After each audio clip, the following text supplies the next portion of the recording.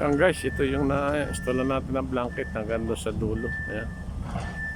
Last na yung hanggang sa dulo yun kasi tatambakan pa yun para pumantay. Saka pa lang tayo bubutas na ang drainage pipe. Kaya wag muna dito. Ayan, nalagyan natin ng blanket. Yun. Ayan, hanggang doon. Hanggang doon sa pagitan na ito. Ayan. Kaya ito na na-install natin ngayong araw na ito ng blanket guys. Yan, mula doon sa may pagitan na yan. Yan. Tapos ito yung mga nalagyan natin ng blanket yan. Yan, tinatapos na natin hanggang doon sa dulo. So natitira na yun sa dulo na yun. Yan, tapos ngayon yan. So bukas naman ulit guys, natambakan yung gawin na yan. So magtutugtong tayo ng drainage pipe para maano yan. Okay.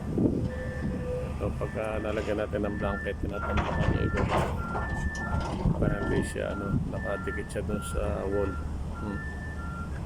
Yan guys, ito yung ating installation ng blanket. Tapos tayo doon, hindi na siguro mga lang 13 meters pa ito. Yan. So tinatapos na lang ng mga tao natin yung natin siguro mga 5 peraso na lang yun. Nailagay na nila 2-3 na lang.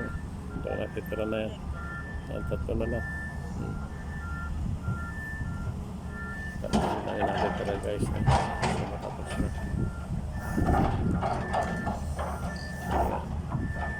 Yun, pag nadugtungan na backfill na yun, mag-ano na ulit tayo ng drainage pipe. May maintenance na. So guys, installation natin na hanggang dito sa tulo natin, tapusin natin ng blanket yan. Installation ng blanket.